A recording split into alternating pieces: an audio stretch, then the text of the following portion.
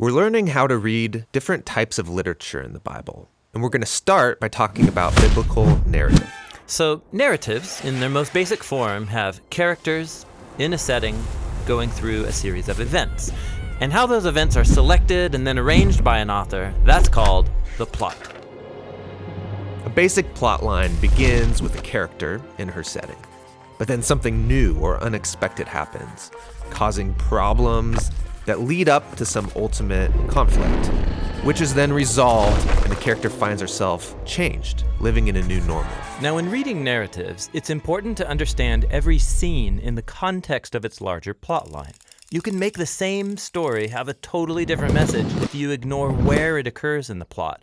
This happens all the time when people read the Bible. Really? Yeah, take for example the story about Gideon. There's this well-known scene where Gideon's trying to discern whether God will help him win a battle, and he requests a sign from God. Yeah, Gideon lays a wool fleece on the ground and asks that in the morning the fleece be wet with dew, but the ground totally dry, and God does it. Now, if you look at this scene just by itself, what is the conflict? How can Gideon know if he'll succeed? And the resolution? Test God, ask for a sign, and find out. Yeah, and that's how many people actually read this story, and it totally misses the point because it's ignoring the larger plot line. Really? Yeah, so let's start from the beginning. You'll get the context. The story begins with Gideon and the Israelites living in fear because they're oppressed by an invading people, the Midianites. Got it. Then there's the call to action. God commissions Gideon to defeat the Midianites and save Israel. Yeah, this is shaping up to be a good story. But then Gideon's super hesitant, so he asks God to do this magic trick, a sign, so I can know it's really you talking to me.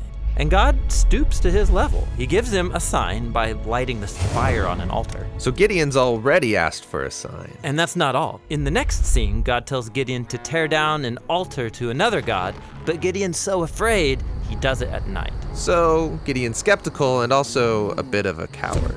Then we come to the moment where Gideon's about to face the Midianites, and he's still uncertain, so he asks for another sign, the fleece. He says, I want to know if you'll save Israel by my hand. And God gives him that sign. And he's still uncertain, so he asks for even one more sign, which is just a variation of the previous sign. Okay, so Gideon's asking for way too many signs. Exactly. In the larger context, it's clear the plot conflict is not how can Gideon discern the mysterious will of God.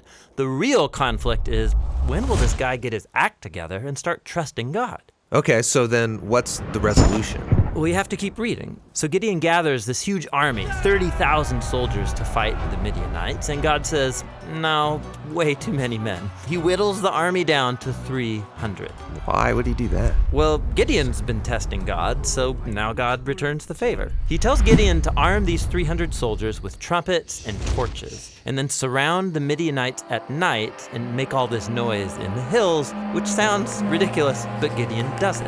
And the noise scares the Midianites into this frenzy. They start destroying each other in the dark while Gideon looks on safely from the hills. So this story isn't offering the reader tips for discerning God's will. No, it's about God's commitment to use weak people with deep flaws to do more than they could have imagined. Okay, so short scenes, like Gideon and the fleece, are combined with other scenes making up a larger plot line. And tracing the conflict and resolution through the plot helps you see the message the author's trying to get across. Now, Gideon's story has been set alongside many other stories that are also about these flawed, often questionable leaders called judges. And each of these has its own internal plot line.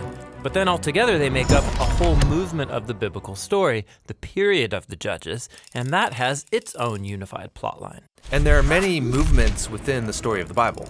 Exactly. And all the smaller stories, hundreds of them, they fit within the context of their own movements. And then these movements together make up the building blocks of the grand plot line of the whole story of the Bible. So no matter where I'm reading in the Bible, I need to pay attention to these different layers of plot so I can read each story in context. Exactly. The Bible is such a sophisticated piece of literature.